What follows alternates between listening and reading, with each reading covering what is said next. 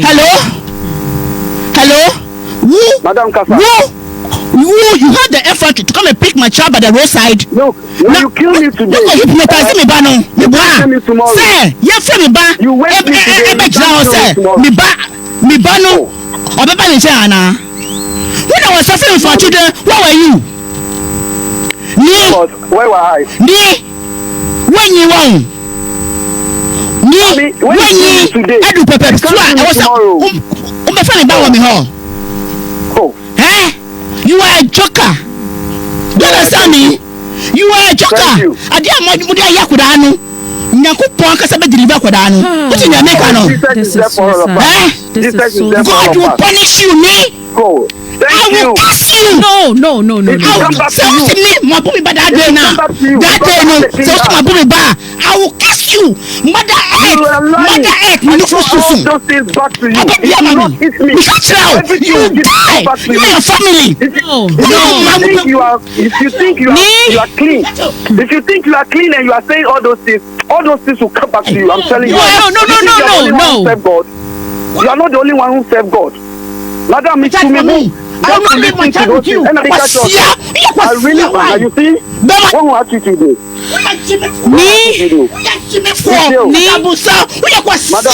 Some of them back for 20 years. One of them could have This is so sad.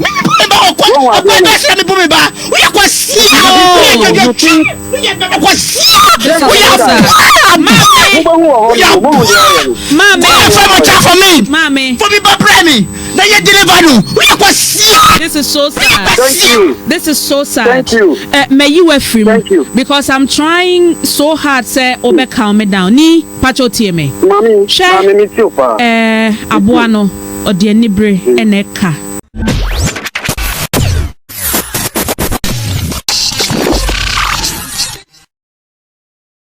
Ala famenda wase na mwakwaba MRGH Gossip TV so ensema ekoso ewoye manga na muni abo bia no ede baba somo enu tu saka video yi bia no wa share ede ama wonu amono so hunde ekoso ewo social media no eso midi edna na adwa bene wasa oba e channel yi so a eba ya na brabo mu nsem se obi aka na asem na wedi bi ye futuo ede ama se ye nche obi story ewo social media no eso ewo ho no ma wakwa ma ne ye bebre no a emu no awele se wona ye be share ne nyina no so beto social media no eso ano ya bo bia no so ede GH Gossip TV ahwefo bebre no a etwaku yenko na yenko hwe bi embra Bema menina worry or I was a virgin and not promising me say obeso me money bibia even crap catch me say I will not be here wherever or one e ho na nyina ye be na ya make family na me agree or ye me ho ade e wo efie die mu nyama ya to wedding gown nyina bibia e wo ho no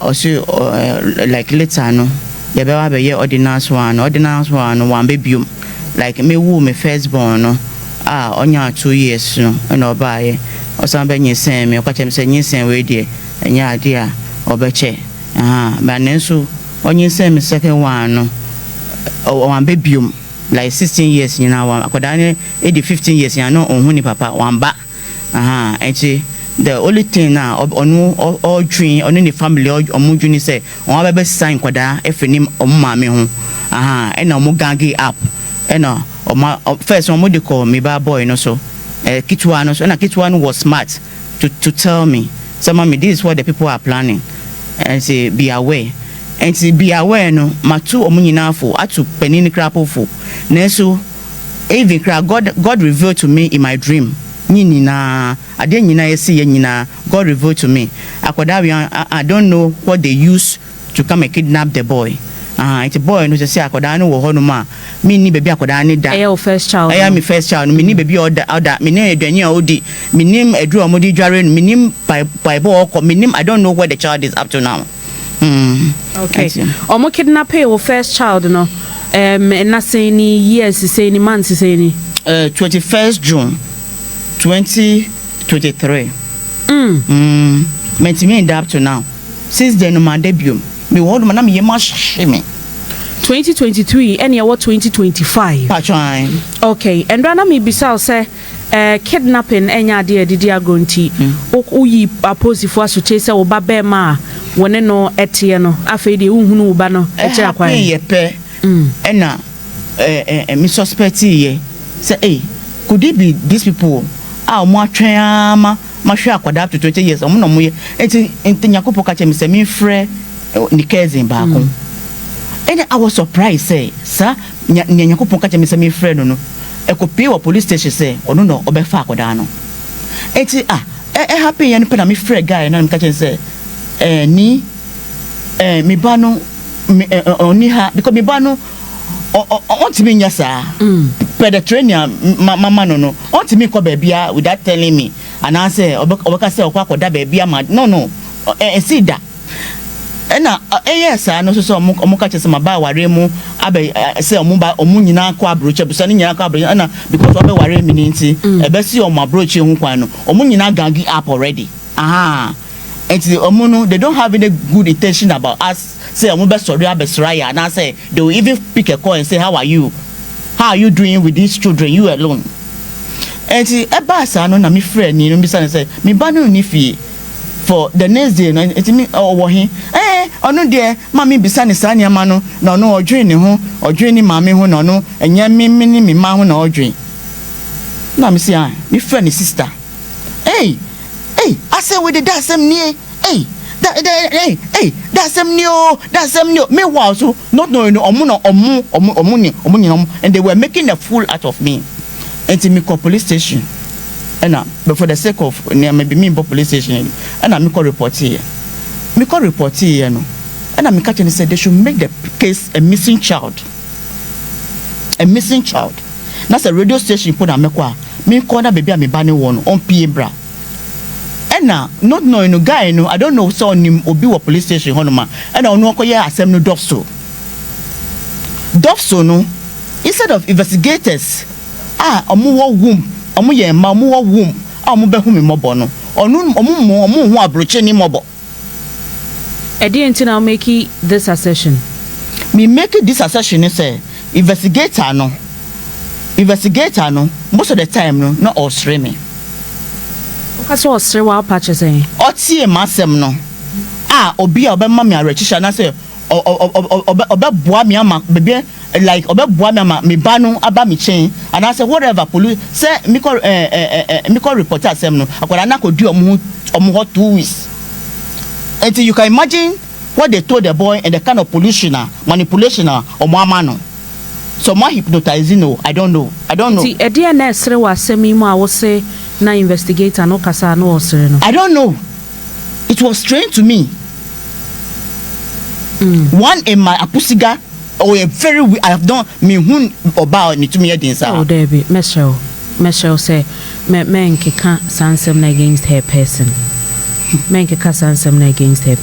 Michelle why Michelle pa calm down based on what they did to me Nyamboche, calm down. And see, yes, sir. If you crapo or costry war, commander any mama commander ni shutting down.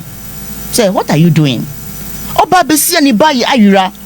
And the yam shishini say no. Oh, what is so funny? Not knowing he has chatting with the man, the boy's father. It's based on what the family any insults ni nyama or cutting the trimono. It's your humia, so not a person ridicule me. Just no but did you made it known to the commander say the investigator no you're comfortable with investigating how to handle me can say almost sano nyamini madasi for me can say I'm not comfortable with this person is not a human being and almost sano and they have not done anything to it only senior colleague back on say friend Aisha. They were just uncompromising. Like I don't know what they got allegedly out of this case. Person be dia mama no. 2023. Up till today. And a commander no so yeko assemble one anim no. Me catch and say me panicho any nyakopon. I was crying and I was on my knees. Catch and say ekrofo we nekrofo mienu bi no mudi akoda ni bae. Na me say ekrofo we omudi akoda ni bae no po omuni baby amiti. Omuni adwani amini me madi after 20 years they should question them. No, Helen, meba. It's finally no. Obano EBP police station. OBP police station. Okay, conversation there cause say na net here no say he no te one ebefa no. Ana police for na misana sa. OBP police station no. And onu dear akoda no dear. Onu what he was concerned about me ni say, "Mommy BP cause you mommy wu." And be says so mutimi bisa no question. And I make catch akoda ni say, "Opeden in the company of these two people." Because these people, me, I see them as strangers. One of them crap them in Hunida. The other one, me only twice, only once. Me na nyo bipwa me invite na aba me fie. Eti me bisa and he say, "Oh yeah, opeden wo akoda want me ankasa." Oba who say everything was manipulation. Eti akoda ne pon hu me a wa be ba me no. Those two men no, they were trying to drag him off. And no man any. Like akoda ne be bam me no, the next 2 minutes no afi akoda ne twem my friend on film bio me akasa me ba I'm available for 20 years. Me see a hot day I broke down and a police phone other police phone na mo wo ho no omo hu say ade na ekoso no with the investigator ni commander no enye and they kept saying one of them we woo police station also say we woo about 6 months ago and I say what is going on enye the right thing na ekoso no enye. Why do you want to separate somebody and the child? And yeah, if you come, so if there's something now, could I not be any mommy, now whatever, no more, not good at the mommy, no yam Tony, yam say, Waguba, no funny bank coffee. If you crap that day, no, Auntie broke it. I was broken. In fact, I didn't know where I was. Now, me catch me bad and say, oh, my family police, commander, they say, the people who came, no, or more, they are standing, say, commander, name Fakudani, and to go say, a planting. Ma bajumu bia be hu say ye planting ma pacho me ba na omo grounds saying oh say before obeti akwada efri ne maame ho no there should be certain grounds to say bia maame no excuse my words but this is the position of the law e bia na adwini mu no e ka no kwan ye bia woni nkwada no efa so etie no betimi affect nkwada but wo hwe akwada ya ye ka no ho asem ya onye man no that's a mommy. Onya minor. Say mommy to make sure in back to 20 years no. And until na me you people were not around. The father was not around in any of the training of the child. Not even one day. Stop it. And I said pick your book and learn. He was not physically around. What audacity do you have to come behind me and come and pick my child and be manipulating the child? They were not having a ground. No more grounds or munina so on the because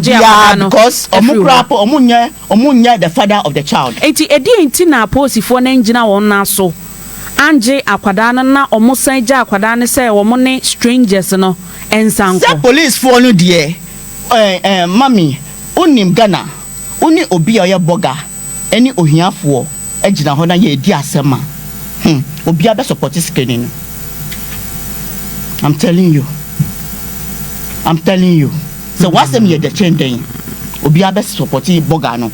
Aha. And the police no commander no ni ye nyina o ye ni say like oh ye nyama na me hwe no that day no. This is your husband's streets. On the streets are all abrochiri ni. Na let me say madam, how can you even know that such a person is my husband? Na akwada nipa na owo ho no ma omo instruction say ji akwada fini ma me ho no.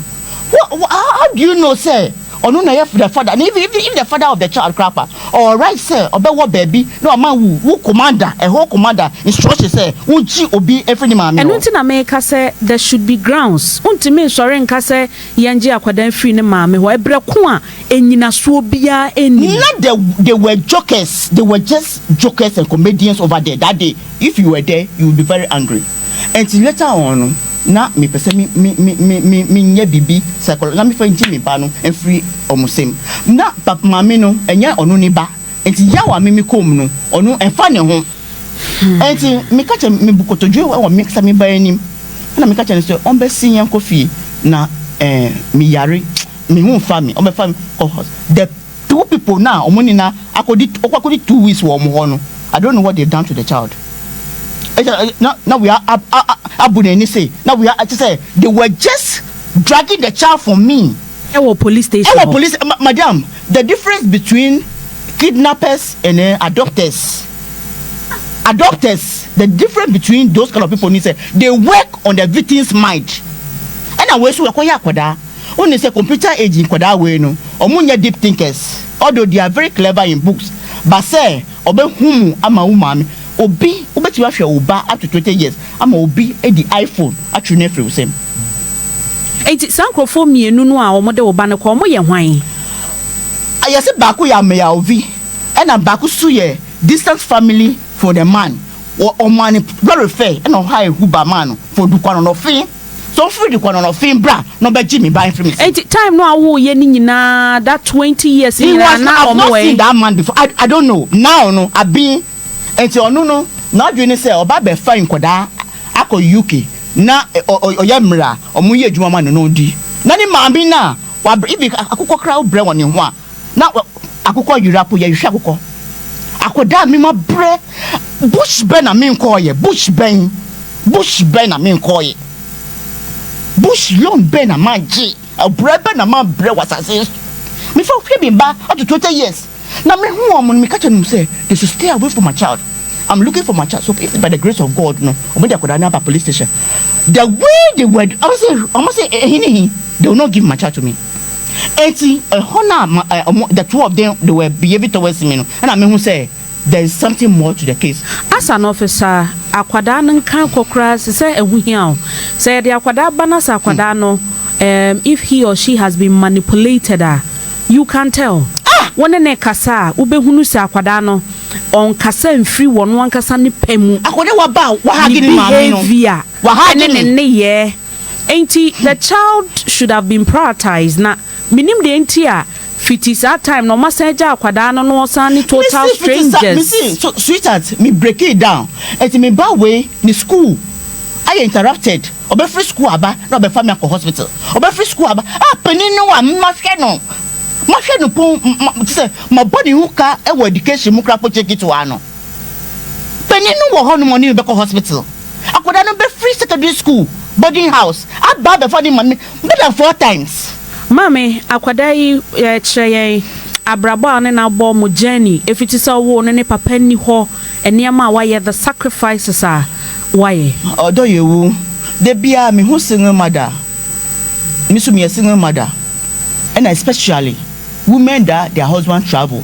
to abroad no me hu omo na me su in the outside world no you may think say we your bogayere me so sister omo bre I'm telling you the truth the breakfast bread omo bre ni say the support no for a man no they don't get until only be ma wo na wonya support for the man na de bia ekofo hu oni ma another psychological trauma because obia ukuru wo hin akoda mi wu omo no basically no omo nyina agumi so the two of them no omo ye nkoda no anajo de suomu omo timi yare bom na we semechi we bomibo na de in the dark. I really suffered. Beman come home. Uncle. At times, no, we a baby, no. Now we 2 years, no. Because I try. Just say, we me ha. Now we so ha no more. That just say, just say, my dear, it was very, very tiring. We are then show school. School, mono, me transi. And most of the time, no, say me nya. Girl, a woman be a friend of Barakiso. Or Sister Helen or Malone or Sima Bow. And see because Utia me mawa Utia and see or no Barakiso in Kodani school fees bow me pacho Boami not so mamma no a mammy na makotia. Na school a mini omuko susu St. Benedict any school omuchi because only omubeko we are Baman Beka say no on smami so me person omuko school papa damisu me ka hwe because me no me wiase ni say me pese me fa be ma baaku enwu me ma nyina ɛna afei susu sɛ bibia I will stand. Enti meba o obeya abema ya begina mu ama nkrofo abefa no kwa over 2 years wonfa wani ehunu no ne education mu ne nkomo na tradition mu na didie mu ne upbringing mu nyina abema no was absent for 20 years. Absent will abandon us like we are rugby. The last time obaye na osi obefie no okache se nya yahuti no obaye na he just used a trick. Guy now about kidnapping me bano and or the milk be man or milk kakre be man. The milk was rotting, were expired. And now missing me man here num sa milk no. So we went to bury the milk. Could you believe say the guy was frustrating us? I didn't say no milk no. And I make a say are you serious? Milk I expire here who expiring date to own. You are forcing us to drink the milk. Oba Pelen, what is the status of the marriage? The status of the marriage, you know, any way, you know, traditional one, you know. What is the status now as we speak? Only the person has abandoned the house. Only Obeka say, Bema po honuma say bia if you are feeling for something, you know, Bema any obe and I say bia obe be ya Bema bet you. Only the person has run away.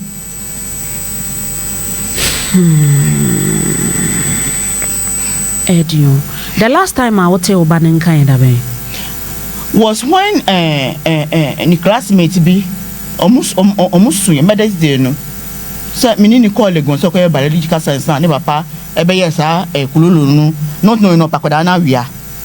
Say onja biological science no na on be botany chemistry na on call medical school no straight no on biological science.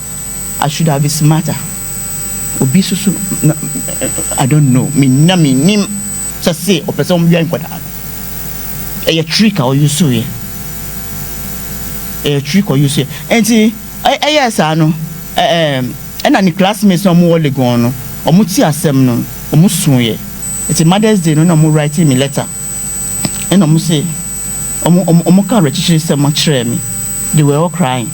And omo say when your son was coming to do the registration, none of us, our mothers followed us. But you were the only mother who followed in our group.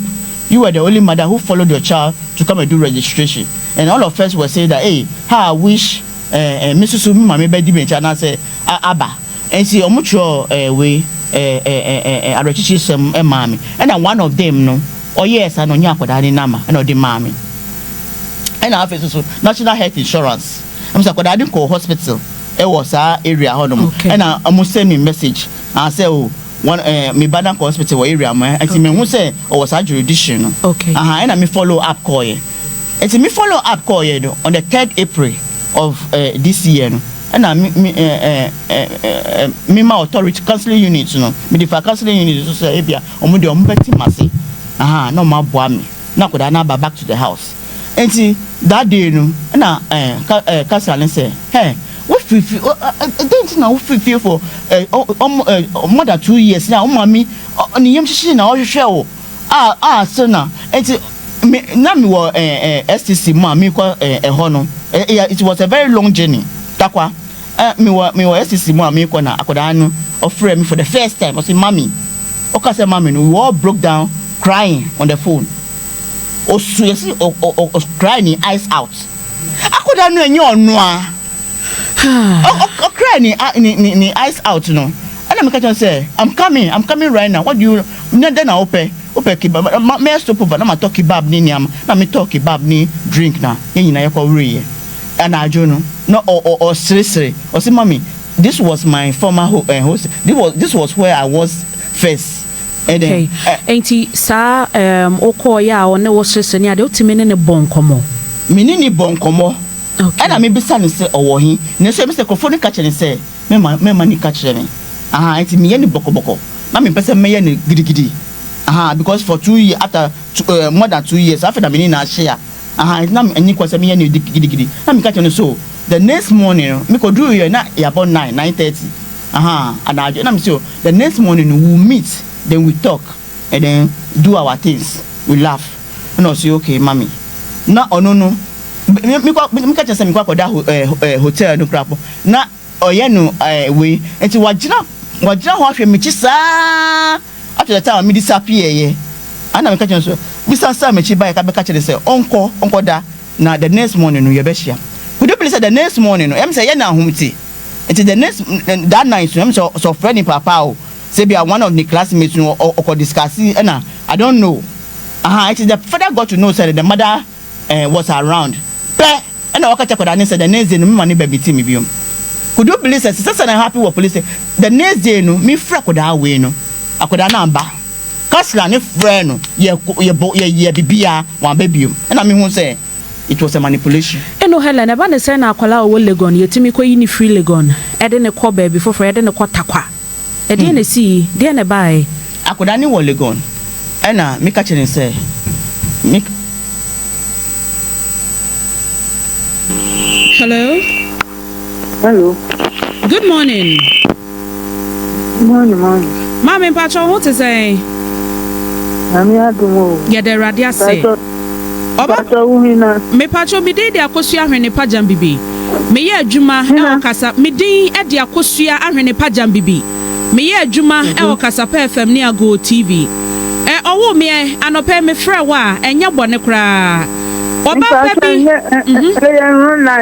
Enya wrong line. Misrawo ni ameba beka kra no. Untie me nti eye de na hu say wrong line. Se me nya mo mama ne. Nti ye de hu say wrong line.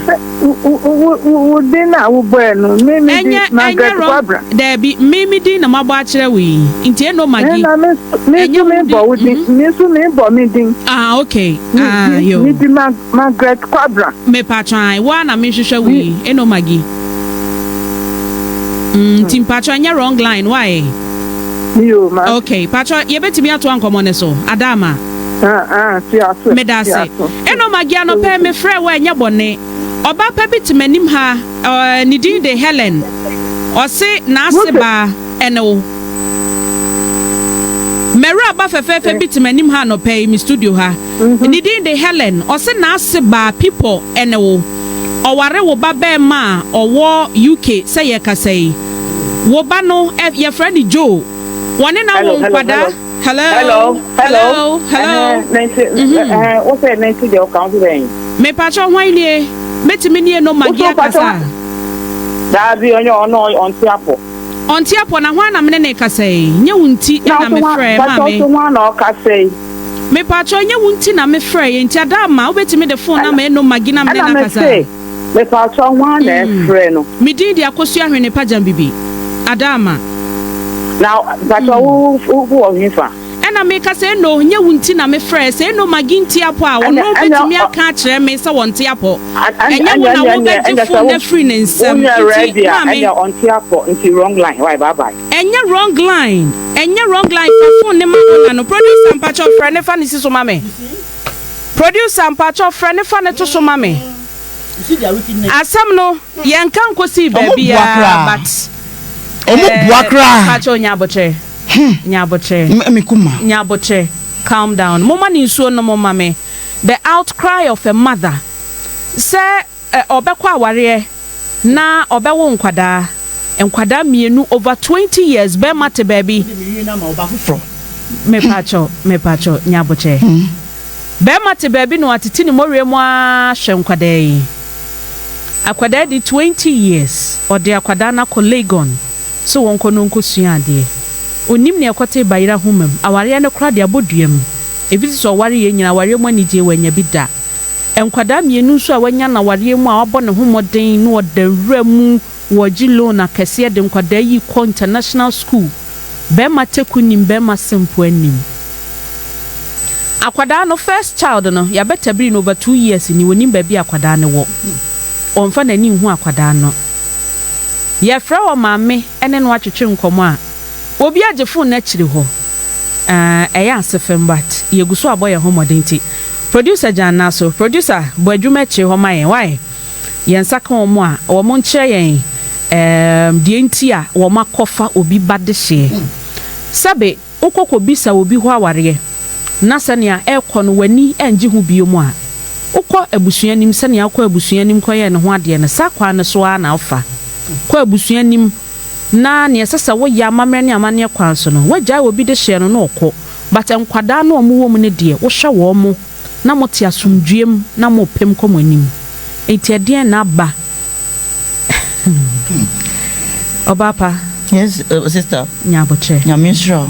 Any ejuma pa oye. It's not easy. You see? I understand. I went through hell with all these people.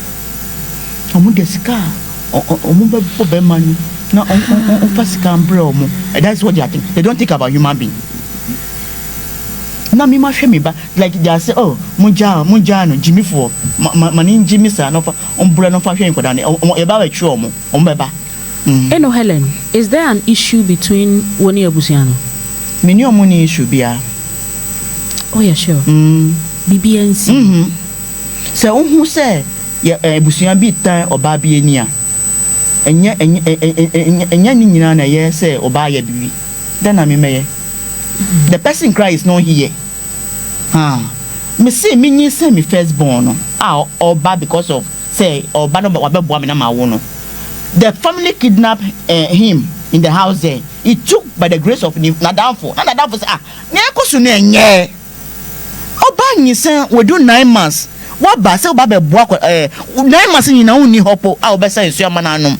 And I say oba mia ne ba bia ma no. What ba say oba say na ba boa oba no na wa su asundwe mu. Mo so masa kidnap nipa no say ba ma ne ba ne yiri ho.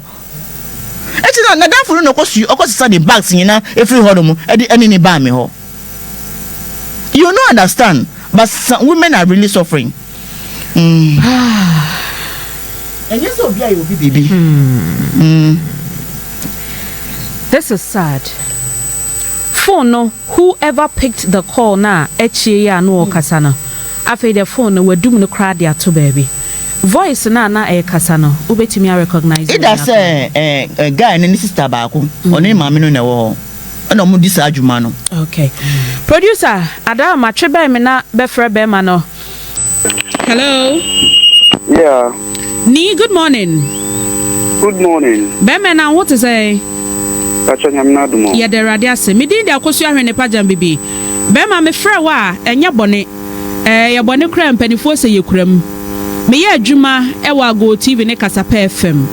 Na ma me bia ne din de Helen ene ode ne nsem abeda ye ne nsem kaye mu no. Udin aba bebon mu. Ti na ho akwakohia se ye frɛw na yetimi ne wotwetwe nkomo ne a oka nyina ne se ne baba ma over 2 years ne won hunu no. Na nam wo so ena akwada no edi free fie. Enu ti ne afrɛwi adama incident bi se asi. Unim Helen bia ne kunu di ni a owo UK. Ni kunu di Joe. Owo UK. Yeah. Oh yeah, you're my brother. Oh okay. Woni ni free mama baako papa baako. Ana say yeah, cousin. Oh okay. My mother senior sister ni ba no. Okay, right. Me pacho incident bi say si say ne ba pani no. Wakwa kofa na free baby a wone ne maame tie. Makofa no but mankofa no ofie. Okay, pacho kofa no eh.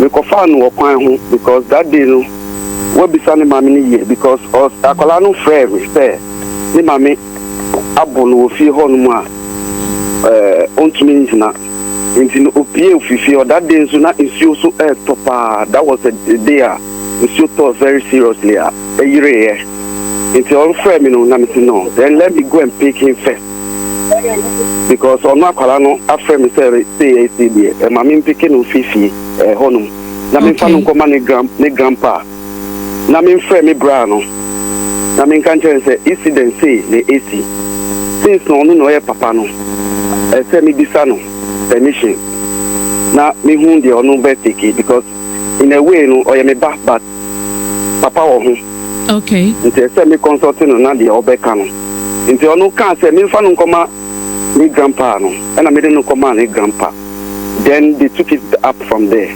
Oh okay. I didn't come in until me mama friend me I started with insult. In fact, the kind of things that were happening, I didn't want to go into it. So I told my brother, I said, Mr. No, me must the same time now, so now my papa the hospital Kolebu, grandma must until then I'm papa so free. Until now me must did that. It was this idea no nya buy and even Ekowie or Dansoma police station. Momu frame me. Make a trauma the whole thing. The kind of threats in I buy no. Mami bufu but I didn't want to go further with that. Until me I just ignored that and left everything for the father to handle with the mother because it's between the two of them. I didn't want to involve myself. Okay. My only thing is to save the boy from the house. Baby, I shouldn't turn. Now I'm quite different thing. Okay. Intina ejani na chese wo pa che mu se enye wa na ado pe kofa akola ne mo makola na frɛ wo. Eno okeka ansem cho se wo maame no abro no. And sa. Okay, okọ ya hu na akwada no. What was the condition of the boy? He saw at that time no, but nothing like Edia Bona be mark be one who. As a bit depending how be a bone in papa. So you know, the only thing I have to do is ensure injury or holding a man. I have to safety the guy first. And then the rest will be done from the parents. Okay, right. It is a Mate Asamoah okay based on the question na mi bisa wono. Na mi bisa said the condition of the boy as at the time wa okokofa no no a na ne awo kan se okoye de we hunu marks bia won ho se bia waji severe beatings bia. Okay. Okay. Enti eba ne say na atimi akwada asem a waka atum verbatim without taking any steps to at least even go to the mother to find out exactly what happened. Na sebio obekwa kofa akwada na free kwan ho say my friend papa me de na ekọ u take steps bisa. Madam T, there's an issue between the mother and the father which is not good in the family, which is a hard dream the brain. And I don't want to involve myself in the America said. My brother no need any beman. So I have to call him and talk to him first. Because the issue in the first place, no, mami no boo, young family now. Things like this will not go on. O mami kwa wo beman no the wo akola no kwa no. Mami no te ho ongu no. And I'm assuming trans say me auntie Penny onu no no hwe me titi me kwala brema me dey ni. You be more treating me sir. I won't stand that way. Me patcho okase ye maltreat na just obey maltreat na ase sa na wo kan. Oh yeah, there are a lot of issues for home. Okay, patcho betimi akyeremu amaye kakra. Okase o maltreat na ase no a ekwa be no ode na ase ne fa so. I really I don't want to go into things like this. I wish we can meet with the whole family so that they pour everything out. I don't want me a young home. I don't want me na me ade bie nyama so ho. Me na me akola kwa hom. Nti enya me na me bie nyama no so. 24 ho. 24 nti issue be say now we can okay, the cry your friend wono. Sa issue ni cry nya no nti ne friend but concerning boy na abefa no ho ensem ene ebisa but follow up questions ni based on ensem a wo can you. Ti no ne cry dey fan to but me ne dey misusu say from where I sit no. Sabo ye pani akwada fra wo say uncle ni ma abome ensuo so to eni ade enti uncle ni bra na be fa me sabe wo se o bra no ene oye wunua enti ono na abedi kan friend but akwada no ne hwan nete ode na mami nete good enti mpacho edi enti ba bia wo kohia no na afa no no na ene ba bia omutie fie kwan wa.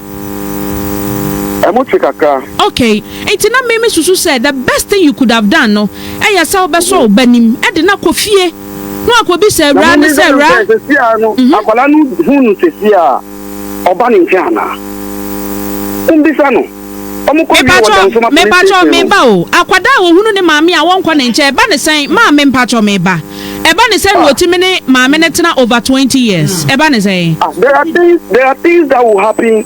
Sakolanu eseni mua ne opia. You think so be back biom? On back biom. I'll be saying say akwa akolanu school mu okra na okọ honu. What happened over there? What happened? So akola onu ni mami ti na say ni mami e dona. Ufu say on do no mami no pon say papa no po. Papa no onu how long na onu watna Ghana ha for how long?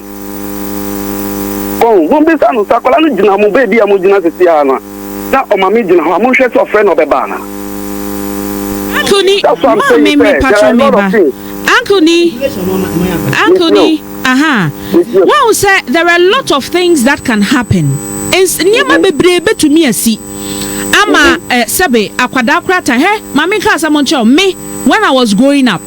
Na between me mama and me papa. Na me do me papa pa bi sam say di entia. Because between my dad and my mom was the disciplinarian. One na me ye bibi a wotia me pa. Enti na me hu na at the time no na me hu ne sa me mama on pema asem. Ebre bi kura me bisa me mama sama wona awo me ana. But enen me hu no eno ho mfaso. Obia ne ni parental skills. Me pa cho me ba mesrel mama nkasa. Obia ne ni parenting skills ne ade. Enti me hu no ne sanka mama opposite danger to akwada no a. Edi enti na busuan betena ho ama na do 20 years. Pacho what I say? Enti if this woman no or your threat to on one kasa ne ba boy no a, I am not sure say nko betimi ni akwada nata. Looking at the trajectory of the child, I have the result of the child here with me. Akwada wone maami a me pacho me ba. Akwada wone maami o ya irresponsible te maami a wotete no onya sound mind intimi nsu ade ye wo school nko nanimu nya good result or good grades. So there are a lot of things you consider when we want to talk about a parent who is absent, a parent who is not a good parent, and there are a lot of signs that can come at play. If we want to go on that tangent there, now I am putting it to you, say, Ebane sena kwalaniti mine maameno, etina for over 20 years, I know, yeah, dear, it was school ni great waha, meti me di one dance yes ni great waha, looking at ninya bear manua wodine chino, the boys demeanor and the posture name, say, where ya kwada all go through, your friend is saying, a dear bia, chese, a broswa, wahuno, etinia meme can say, kwada fro. From where you sit, what stops you from taking that step to know exactly what happened? Ebia na no kre, ebia that day no ye bibi, ena maame ne ye den, e reprimand no. Utimi ekobisa no. Aside that, no crack of no utimi make you official police report. If it's a sakwada sa ne maame e abuse no, e wo fie. Kwan ya ne maame de ne nam so no enya. You make an official police report and eba ye dance ye ho. Yemfa akwada no enko. Echire yakofre ne papa yede akwada no akoma ebusua without the knowledge of maame no a wo akwada no ohuno enu nti na ama menso ase ensam no a wo ka from your side no ama etwetwe maso kakra wo ho no ohuno ejani enti DNA what is really happening, what is going on? The best thing is I would prefer say we arrange rather right for all of us to meet. Mate, yeah, that would be the best because me now you have to say I can. Me in the first place, me speak on the line because I have to do something for that my brother. No, maybe I might do a mistake thing. I would prefer say we all will meet and then we'll meet with we all will meet and then we'll pour everything out and trash those things out. Right. Okay. Bemena Pacho eno Helen so person no etwetwe nkomo. No, me Pacho. Edi entina na etwetwe nkomo. Who will threaten you and insult you? No? I want to talk to him. I'm useless to the person. Ejani, I want to talk to him. Kasamiti. Me? You see? Hello? Yes. Where am you see? Me? Una me ba ne mame. When you starting conversation, one conversation will asking you a question. Obefa me ba no, okaje say mabono. Obefa me ba no so mabuna. No. Yes. No. Because me ba no. Madam Helen. No. May you Ejani, Nyaboche, Tieme. Meba. Ejani, Tieme. Share. Abuano, Mame, Meba. Nyaboche. Calm down. Nyaboche. Let me talk to this boy because I've been calling he doesn't pick my call. This is the time. Let me talk to him. Nyaboche. Odia kan ya pesa oka. Ejani me pacho manenka sawai. Hello? Madam Kasa. You had the effort to come and pick my child by the roadside. No, when you kill me today. No, you hypnotize me, ba no. Me ba. Say, you free me ba. You wait me today. Me ba no. Obeba me say ana. When I was suffering for children, where were you? Where were I? When you won. When you today. I do pepper. I was me home. Oh. Eh? You are a joker. Do you understand me? You are a joker. I didn't want to yakudano. Nyakupon kasa be deliver kodano. What in America no? This is so sad. This is so sad. God will punish you, me. Go. I will curse you. No. I will curse you. My booby ba that day now. That day no. So my booby ba. I will curse you. Mother earth. Me no for susu. Those things back to you. You not hit me. You die. You and your family. If you think you are clean. If you think you are clean and you are saying all those things will come back to you. I'm telling you. No. You are not the only one who serve God. Madam, it's to me. I will not leave my child with you. I really want. You see? What will I teach you today? Me? This is so sad. This is so sad. This is so sad. Thank you. May you were free. Thank you. Because I'm trying so hard say obe calm me down. Ni pacho tie me. Mami me too pa. Abuano odienibre eneka. This woman is going through a lot. I am not here to justify her demeanor and her posture. In fact, I really want to apologize for some of the words where you sue at the amount. I am so sorry. I apologize on her behalf. But obey or the Neka. Imagine Sabemena. Let's flip the script. Let's flip the coin. Producer and Pacho Befani Free Studio Amame Meshawa. Not mon calming it down, mommy. Mon calming it down, mommy. Mon calming it down, mommy. Mon calming it down, mommy. Ni me Pacho me wakasapa 102.5 FM. Me wakasapa 102.5 FM. Mon calming it down, mommy. Ni bat TMA Abuano or the Enibre Eneka.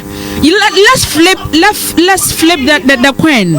Say Sanya Mami Kasa say Wawoneba or the Neba Atna for over 20 years. Pacho, what I say? Obra no na onye present. Your brother wasn't present. No, your brother wasn't present. Pacho, what I say? Na afedie one ne ba ne to na ni wa be fa ne bai e de ne ba no ekọ. Wo de ne ba ne kọ. Wahuno afedie ohunu ne ba ne biem. She's going through a lot. She's going through a lot as a mother. Bemena, yabasa fro. Why? Yabasa fro. Maybe the apostle in the paja bibi. Yabasa fro. This is so sad. This is terrible.